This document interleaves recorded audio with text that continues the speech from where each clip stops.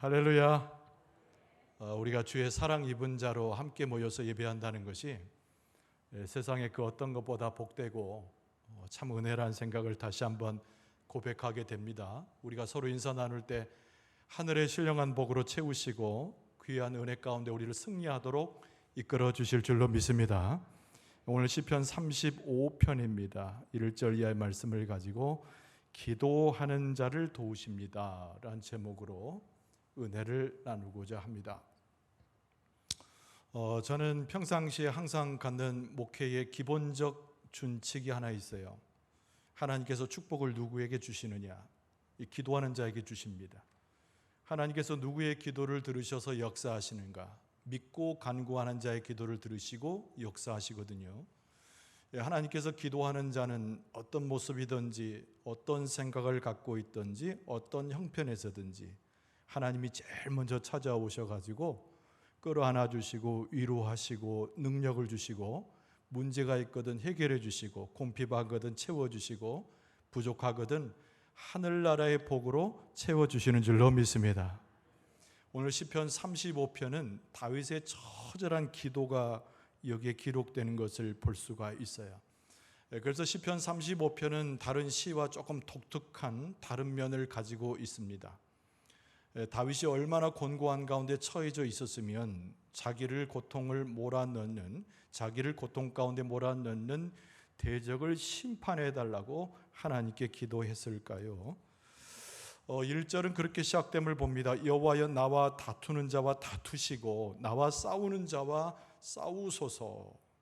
자기가 불가항력적 상황에 있을 때 하나님이 출동하셔가지고 나를 대하는 대적들을 싸워 이겨달라는 요청의 이야기입니다. 심지어는 시편 35편은요 저주의 시편이라고도 불려져요. 표현 자체가 좀 살벌합니다만은 원래 시편 35편은 자기의 적들을 관용하는 것이 아니고 하나님의 철퇴와 같은 능력으로 무찔러 달라고 하는 간구기 때문에 그것을 저주라고 하는 좀 거북하면서도 강력한 낱말을 사용하는 시편의 제목입니다. 시편 63편에 들어가면 굉장히 아름다운 시거든요. 근데 63편의 뒷부분도 오늘 35편의 내용과 연결되어지는 구절이 거기에 등장합니다. 바꿔 말하면은 하나님을 찬송하고 아름다운 시를 노래했더라도 그 신앙의 근저에는 하나님을 철저히 믿는 그 믿음을 가진 자의 하나님께 맡겨지는 사건이 있다는 거죠. 그래서 63편 9절에 보면 이런 말씀이 있습니다. 나의 영혼을 찾아 멸하는 자에게 그들은 땅 깊은 곳에 들어가며 칼의 세력에 넘겨져 승냥이의 먹이가 되리이다. 관용을 이야기하는 그런 기도가 아니고 63편 전체의 아름다운 것과 대조될 만한 하나님의 엄청난 그 역사, 대적을 무찌르는 그 역사를 소원하는 구절이 63편에도 등장한다는 거예요. 그래서 시편 35편 오늘 본문의 말씀을 대하면서 여기에 등장하는 인물들이 어떤 사람들인지, 또 왜 이 다윗이 이런 시를 써서 이 기도의 시를 하나님 앞에 드리고 있는지, 그리고 하나님께서는 이 기도를 어떻게 받으셨는지를 꼼꼼하게 묵상할 필요가 우리에게 있습니다. 자, 다윗은 어떻게 하나님 앞에 이 어려움과 고통 가운데 나가고 있는가? 첫 번째로 당연한 주제는 하나님을 철저히 의지하는 이 다윗의 기도로 하나님 앞에 나가고 있다는 거예요. 오늘 본문의 말씀을 전체적으로 세 개의 구분으로 이렇게 구획지어져서 나눠지는데요. 1절에서 10절까지가 하나님을 철저히 의지하는 다윗의 믿음을 드러냅니다. 아까 1절을 읽어드렸습니다만 재차 읽어드리면 여호와여 나와 다투는 자와 다투시고 나와 싸우는 자와 싸우소서 그랬어요. 그러면서 2, 3절은 무엇을 이야기하냐면 하나님을 전쟁터에 나간 전사의 모습으로 다윗이 그것을 그리고 있습니다. 자비하시는 하나님, 사랑이 많으신 하나님, 공의의 하나님, 여러 가지 표현이 등장할 수 있는데 다윗이 동원하고 있는 하나님의 모습은 전쟁터에 나가서 적을 무찌르는 전사의 모습이에요. 그래서 2절과 3절은 이렇게 썼습니다. 방패와 손방패를 잡으시고 일어나 나를 도우소서. 창을 빼사 나를 쫓는 자의 길을 막으시고 또 내 영혼에게 나는 내 구원이라 이렇게 일러주소서라고 쓴 거예요. 나는 아무것도 할 수 없다는 거죠. 나는 무능력한 존재라는 거예요. 전쟁터에 나가서 금방이라도 죽을 수밖에 없는 연약한 자니까 하나님이 전사가 되셔서 나를 대신해서 싸워달라고 하는 다윗의 처절한 기도가 오늘 본문의 말씀 초반부터 등장하게 됩니다. 다윗은 왜 이렇게 급박하게 하나님 앞에 간구했을까? 다윗은 왜 이렇게 통렬하게 피를 쏟는 듯한 기도를 하나님 앞에 드렸을까? 여러분, 이 시편 35편에 이 배경들이 등장합니다. 그 배경이 뭐냐면 다윗이 감당할 수 없는 적들에 대한 묘사 이야기죠. 여러분, 다윗이 끝까지 다윗의 이 왕위에서 다윗을 굉장히 괴롭혔던 백성은 블레셋입니다. 블레셋에 월등할 만큼 대단한 민족은 아말렉이고요. 그런데 오늘 본문의 말씀 시편 35편은 블레셋하고 상관이 없고 아말렉과도 아무 상관이 없어요. 오히려 오늘 본문의 말씀에 등장하는 다윗의 대적들은 그들의 친구들입니다. 함께 동고동락한 사람들이에요. 마음을 나눴던 사람들입니다. 뜻을 같이 했던 사람들입니다. 그들이 벼랑간 배반을 한 거죠. 다윗을 죽이고자 하고 살벌한 환경 가운데 다윗을 집어넣습니다. 심각한 배신감과 아울러서 그 공포, 그 두려움, 실망, 이것이 다윗의 감정이 되면서 어찌할 수 없는 이 해결점을 찾지 못하는 다윗의 전전긍긍하는 모습과 동시에 하나님 앞에 이렇게 처절한 기도를 하고 있다는 거예요. 이 4절과 7절이 다윗의 심정을 그대로 이야기하고 그가 처해서 있던 대적의 모습을 표현하는 구절이 여기에 등장합니다. 여러분, 4절에 보면은 내 생명을 찾는 자들 이렇게 이야기해요. 그들이 부끄러워 수치를 당하게 하시며 나를 상해하려 하는 자들 그들이 물러가 낭패를 당하게 하소서 이렇게 말합니다. 아니, 블레셋도 아니고 암말렉도 아니고 이방 백성의 침입이 아니고 총칼을 가지고 있는 어떤 무기를 가지고 있는 대단한 장수가 나를 괴롭히는 것이 아니고 한때는 내 친구였고 나와 동고동락해서 한마음을 가졌던 자들이 이제는 완전히 돌아서서 자기를 해하려고 하고 생명을 위협하는 자가 되고 이 모습으로 내 앞에 있다라는 거 하는 거예요. 그리고 7절 말씀에 이렇게 기록합니다. 그들이 까닭 없이 나를 잡으려고 그들의 그물을 웅덩이에 숨기며 까닭 없이 내 생명을 해하려고 함정을 파싸우니 이해할 수 없다는 거죠. 왜 이들이 나를 배반하고 왜 이들이 나의 대적이 되고 왜 이들이 나를 해하려고 하는지 그 까닭을 알지 못한다는 거예요. 애매한 고난인 거죠. 뭐라고 이해할 수 없는 상황이라는 거예요. 이 다윗의 감정과 그 삶 자체를 무너뜨리는 환경이 오늘 본문의 말씀의 배경입니다. 아무리 생각해봐도 자기의 잘못을 찾을 수 없을 때, 아무리 생각해봐도 대적들이 나를 치료하고 하는 그 정당한 이유를 찾을 수 없을 때 다윗이 심각한 고민에 빠져서 하나님 앞에 엎드려져 기도하고 있는 내용이 오늘 본문의 말씀입니다. 자, 그럼에도 불구하고 아까 제가 표현한 대로 다윗은 믿음 가운데 하나님을 철저히 의지하고 있는 모습을 보여줍니다. 그것이 오늘 본문의 말씀을 세 개로 나누게 되면 1절에서 10절까지 내용이 온통 다윗의 믿음을 묘사하고 있는 장면들이에요. 여러분, 다윗의 위대한 믿음은 어디서 시작됐습니까? 우리가 너무나 잘 아는 대로 사무엘서에 등장하는 골리앗과의 전투 그 이야기지요. 여러분, 평범한 목동이었습니다. 아무도 그를 어떤 인물로 봐주지 않았어요. 근데 하나님께서 허락하시는 기회 가운데 골리앗을 만나게 되고 다윗이 골리앗 장군을 이겨내는데 그 사건이 무슨 사건입니까? 믿음의 사건인 거예요. 골리앗과의 전투에서 이긴 다음에 제일 많이 놀란 사람이 있습니다. 그 사람은 사울이었어요. 사울이 다윗의 모습을 보고 크게 놀랍니다. 그리고 나서 사울이 다윗에게 다가가서 묻지요. 네가 도대체 누구 집의 아들이냐? 그랬더니 다윗이 대답을 합니다. 나는 주의 종인 베들레헴 사람 이새의 아들입니다 라고 이야기를 해요. 사울이 다윗을 몰랐던 것이 아니에요. 다윗은 수금을 타는 어린 목동이었습니다. 그래서 여러 번 다윗을 불렀거든요.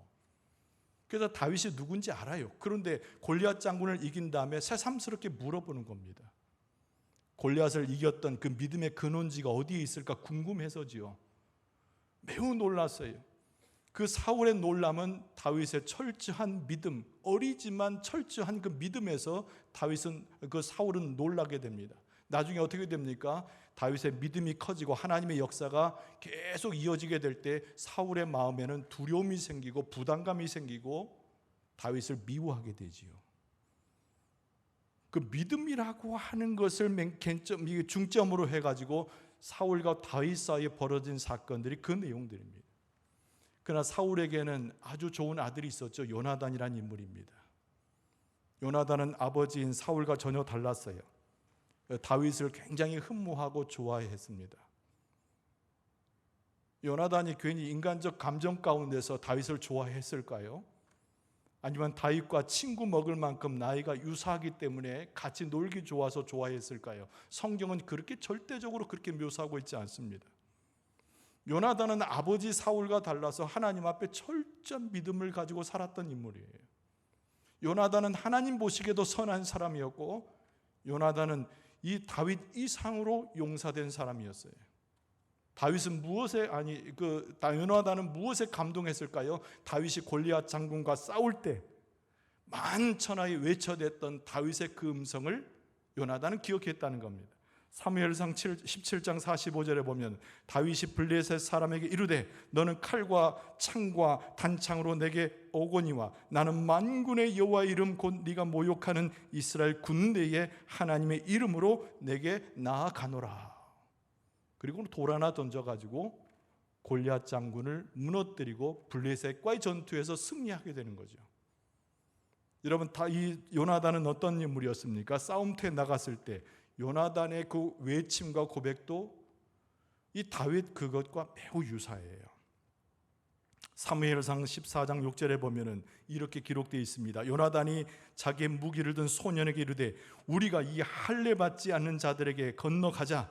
여호와께서 우리를 위하여 일하실까 하노라. 여호와의 구원은 사람이 많고 적음에 달리지 아니하였느니라. 굉장히 유사하잖아요. 믿음의 사람 요나단, 믿음의 용사 요나단. 그러나 하나님께서는 정작 누구를 선택하셨냐면 다윗을 선택하셨는데, 다윗을 쓰고자 하는 하나님의 의지와 그리고 다윗의 철저한 믿음이 결합되어져서 나중에 후에 왕으로 올라가게 됩니다. 오늘 이 본문의 말씀 가운데 다윗은 감정을 제어하지 못해요. 그 수많은 친구들이었던 자들의 배신 앞에서 고통해했어요. 그러나 다윗은 어릴 때부터 가졌던 그 믿음은 계속 성장되어서 오늘 왕위에 있을 때 그 믿음은 그 누구도 범접할 만한 엄청난 믿음의 분량을 가진 다윗의 모습이 되었다는 거죠. 여러분, 다윗의 믿음의 특징이 두 가지가 있습니다. 여러분, 첫 번째는 뭐냐면은 하나님을 철저히 아는 지식이라고 하는 특징을 갖는 것이 다윗의 믿음의 첫 번째 특징이에요. 맹목적 믿음이 아닙니다. 그 아버지 이새가 믿음이 좋아서 다윗이 좋은 것이 아니에요. 조상 때로부터 율법을 알고 조상 때로부터 믿음을 어릴 때부터 가르쳤기 때문에 다윗이 그렇게 허망하게 아무 생각 없이 하나님을 믿는다고 고백하는 것이 아니라 철저히 하나님과 다윗의 개인 관계를 통해서 하나님의 영적 지식과 그 기적의 역사와 하나님의 권능을 배운 사람이 다윗이라는 거예요. 그래서 다윗의 믿음의 첫 번째 특징은 하나님을 아는 지식, 하나님의 능력, 하나님의 지혜, 하나님의 권세가 무엇인가를 제대로 아는 사람이 다윗이었다는 거예요. 여러분, 다윗의 믿음의 두 번째 특징은 다른 것이 아닙니다. 하나님과 인격적인 교제를 나눌 수 있었다는 거예요. 그래서 자신의 구원을 위해서 하나님께 외쳐대면 하나님이 찾아오셔서 말씀하시고, 내가 고통이 하면 함께 고통을 나누고, 내가 슬퍼하고 눈물을 흘릴 때 하나님께서 나를 위해 대신하여 눈물을 흘린다는 것을 그 누구보다 잘 알았던 사람이 다윗이라는 거죠. 그래서 다윗의 믿음의 특징은 하나님과 교제하면서 인격적 깊은 관계 가운데 계속 솟아나고 성장하고 커지는 믿음이었다는 거예요.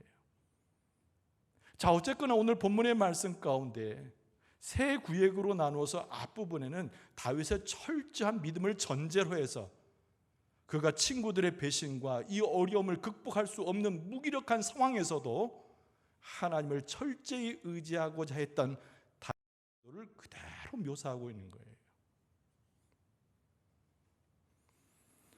그러면서 오늘 본문의 말씀의 매우 특징 하나가 다윗이 그 고통 가운데 잊지 않았던 것이 있다는 것을 강조합니다. 그것이 다른 것이 아닌 하나님을 찬양할 줄 알았다는 거예요. 그래서 오늘 본문의 말씀 9절은 내 영혼이 여호와를 즐거워하며 그의 구원을 기뻐하리로다. 아니, 아무 구원이 이루어지지 않았어요. 기쁨의 조건도 없어요. 지금 방황하고 있어요. 힘들어합니다.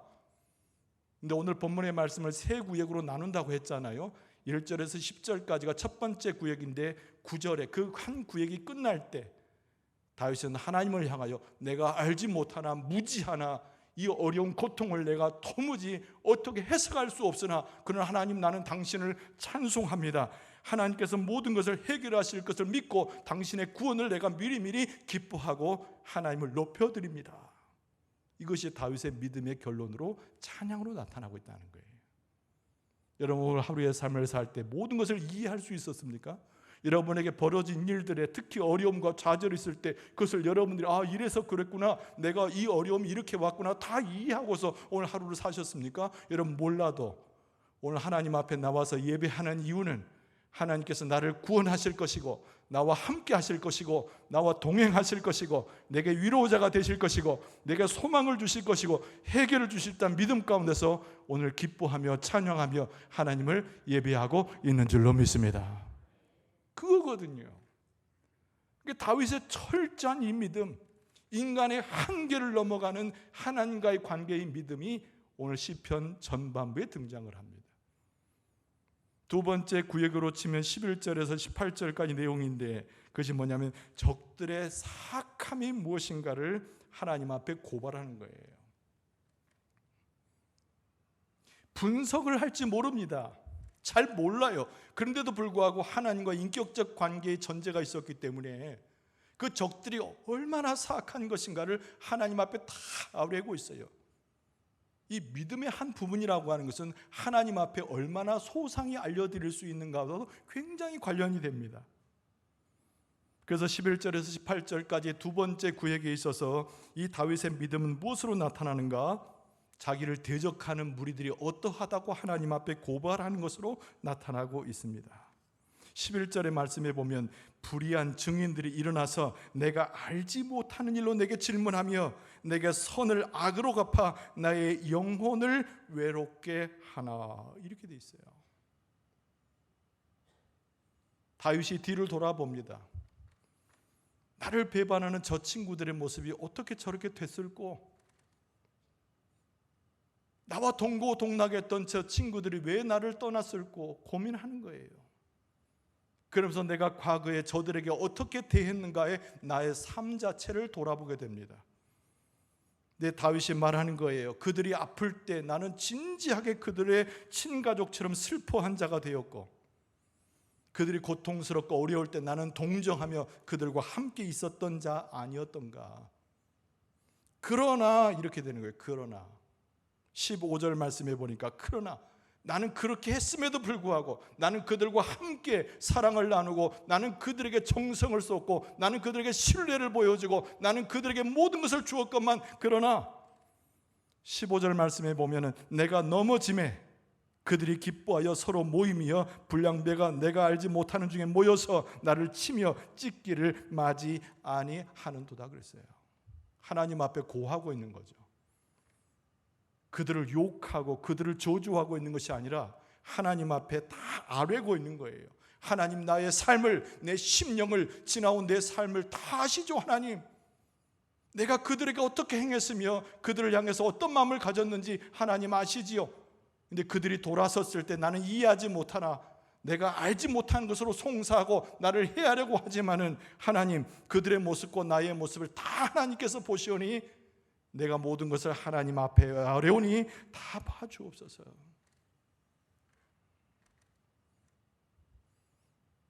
아마 우리가 살아가면서 제일 많은 고통 중에 하나가 배신감, 배반당할 때예요. 내가 알 수 없는 이유로 나는 선하게 대하고 정성으로 대하고 그리고 내가 가진 모든 것을 줘서라도 아낌없이 주었는데 배반하는 상황이 벌어져서 내게 아픔을 줄 때 굉장히 아픈 것이죠. 여러분, 그러나 성경에 보면 수많은 배반의 기사가 여기저기 등장합니다. 가장 크게 배반을 경험하셨던 분은 예수 그리스도이시죠. 이름도 올리기 싫은 사람 가룟 유다가 있어요. 예수님을 3년 동안 쫓아다녔습니다. 돈꾀를 질 만큼 지혜로운 사람이고 영리한 사람이죠. 예수님의 그러나 12제자 중에 가장 큰 배반자로 성경은 그를 기록하고 있어요. 예수님께서 잡히시던 그날 밤에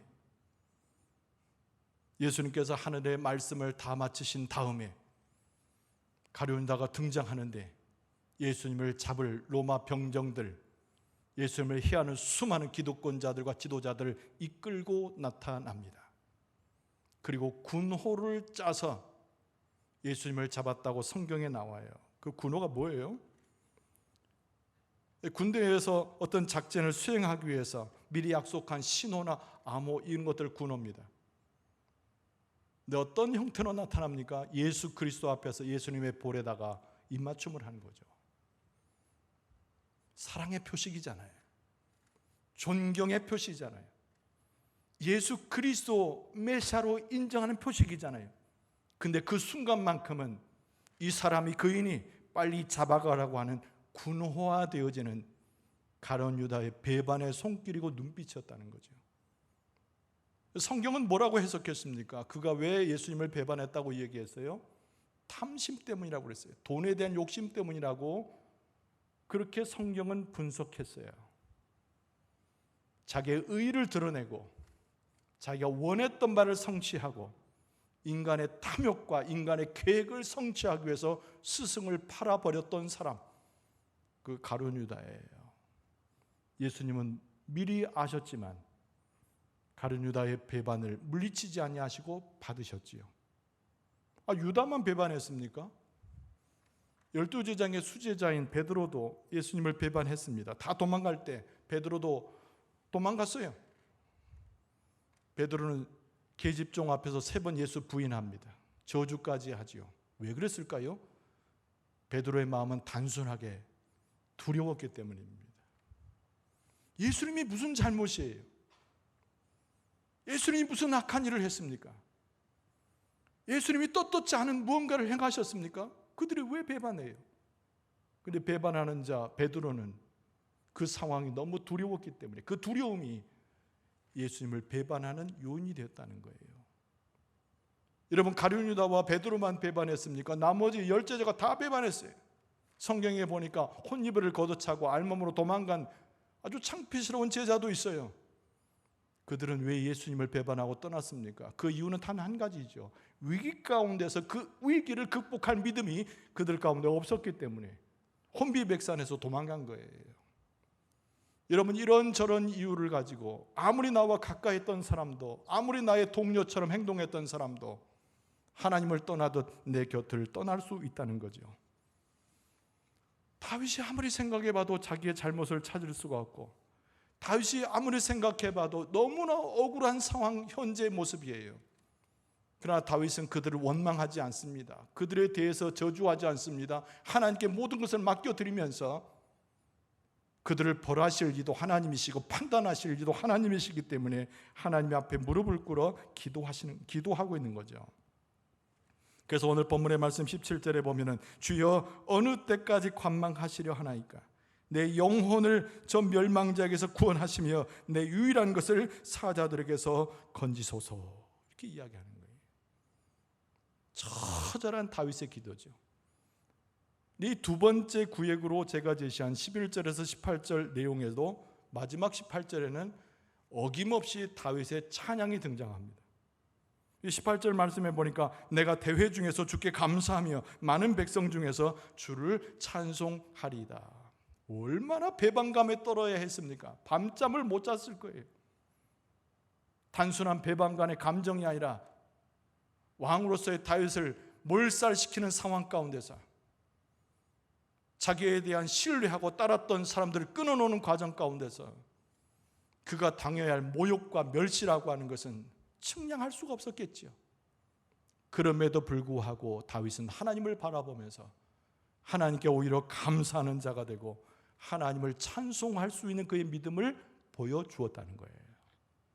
여러분, 감사라고 하는 것은 내가 기쁠 때, 많은 것이 채워질 때 하는 것이 진정한 감사가 아니라 어려울 때, 이해할 수 없을 때, 고통이 깊어질 때, 하나님으로부터 심지어는 멀어졌다고 여길 때에도 하나님 앞에 감사할 수 있는 자가 진정한 믿음을 가진 자인데, 하나님께서 갚아주시고 은혜를 주시고 진정한 감사의 조건도 허락하셔서 그 어려움 가운데 해결해 주시고 구원해 주실 줄로 믿습니다.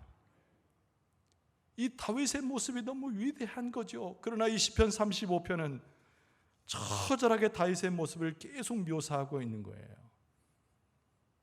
그러면서 19절 이하의 말씀은 다윗의 마지막 간구의 내용이 거기에 등장합니다.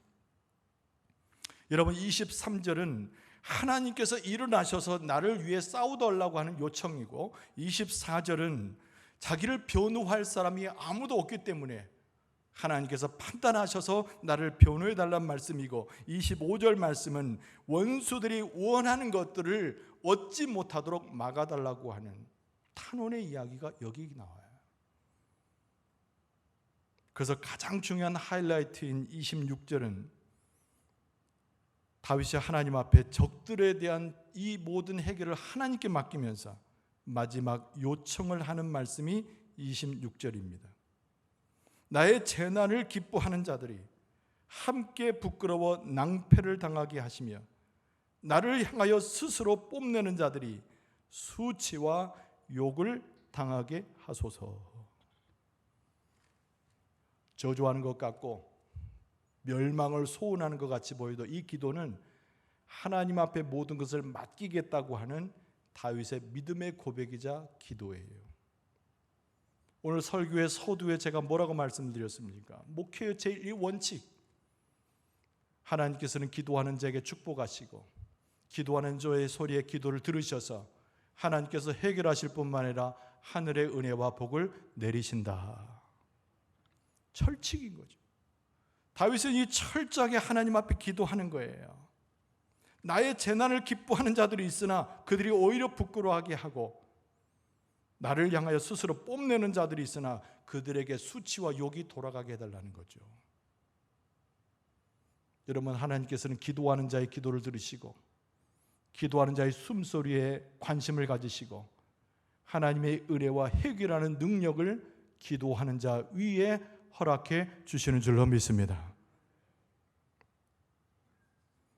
요새 며칠 계속 튀르키예 이야기가 나오는데요, 그 시리아 포함해서 튀르키예에 지진이 나가지고 지금 사망자가 7,800명을 넘어서서 WHO에서는 거의 3만 명까지 이를 것이라고 예측을 했더라고요. 근데 뉴스에 계속 나오는 장면이 뭐냐면 그 무너진 건물 더미에 소방관이나 경찰이 달려가가지고 건물이나 무너진 곳에 깔려있는 사람들을 구출하는 장면이 계속 보도가 되어 나옵니다. 여러분, 그 모습을 보면서 어떤 생각을 하게 되는가? 여러분, 소방대원들이 제일 먼저 달려가는 곳이 정해져 있습니다. 어디로 달려갈까요? 당연히 묻혀있는 곳을 달려가지만 어디에 묻혀있는지 모르잖아요. 소방관들이 관심이 있어 하는 건 생존자를 찾는 겁니다. 그래서 어딘가 소리가 들리는 곳을 제일 먼저 달려간다는 거예요. 다리가 부러져서 못 나오든 다른 곳에 다쳐서 몸이 상해서 건물더미에서 못 나오든 그 사람이 소리를 낼 수 있는 생존자라고 한다면 소방관이 제일 먼저 달려가는 장소가 소리가 들리는 곳이라는 거예요. 여러분, 하나님께서 우리 가운데 함께 하실 때 그 이치와 비슷합니다. 우리가 살아있다는 것은, 우리가 하나님의 은혜를 누린다는 것은 영적인 소리를 내는 것이에요. 그 소리가 세련되지 않아도 돼요. 그 소리가 구태여 크지 않아도 돼요. 그 소리가 아름답지 않아도 돼요. 하나님을 찾는 기도의 소리로, 그 자체가 너무 소리가 작고 치근거리는 울음소리라고 해도 하나님이 들으시는 기도 소리가 되어지면 하나님께서는 제일 먼저 그 소리 가운데 찾아오신다는 거예요. 다윗이 하나님 앞에 자랑을 하나도 늘어놓지 않습니다. 자기가 믿음 있는 자라고 자랑하지도 않아요. 자기가 현재 당하는 슬픔과 어려움이 어디서 왔는지 모르는 무지를 그대로 드러내면서 하나님을 찬송하는 가운데, 오히려 감사하는 가운데 기도의 소리를 내고 있다는 거죠. 오늘 본문의 말씀을 마치는 28절도 어김없이 세 번째 구역 부분에 하나님을 찬송하는 시로 마감하고 있어요. 28절에 보면 나의 혀가 주의 의를 말하며 종일토록 주를 찬송하리다, 이렇게 이야기했다는 거예요. 여러분, 찬송은 노래와 달라서 우리가 어렵고 힘들 때도 나올 수 있는 것이 찬송이고, 하나님께 기도할 수 없을 때 영광 돌리는 방식도 찬송인 것이고, 하나님을 인정하는 우리의 믿음도 찬송으로 나타난다는 거예요. 다윗이 하나님 앞에 찬송하면서 종일토록 내가 주를 찬송하리라다, 하나님을 향한 이 믿음을 하나님 앞에 드리게 될 때 하나님께서 들으시고 얼싸 안아주시고 해결해 주시는 은총을 더하신다는 거예요. 여러분, 그 하나님의 은혜가 기도하는 우리 가운데도 임하게 될 줄로 믿습니다. 숨죽이며 기도하는 우리의 모습도 다 들어주셔서 우리를 붙잡아 주시고 은혜를 주시고 우리의 모든 문제를 해결해 주실 줄로 믿습니다. 믿음으로 간구하는 게 중요하고, 하나님 앞에 모든 것을 맡겨드리는 모습이 참으로 중요합니다. 하나님께서는 우리에게 구원을 주셔요. 구원하실 것을 믿는 믿음이 우리에게 가장 중요합니다. 우리 사랑하는 성도 여러분, 기도하며 우리는 무너지지 아니하며, 기도하며 우리는 하나님의 회복을 경험할 수 있습니다. 기도하는 자가 되어 다윗의 믿음을 본받는 자가 되어 어느 순간에도 감사와 찬송을 잊지 아니하고 하나님 앞에 나아가는 가운데 그 은택을 누리고 해결하시는 하나님의 권세를 경험하는 여러분과 저의 모습 될 수 있기를 주의 이름으로 축원합니다.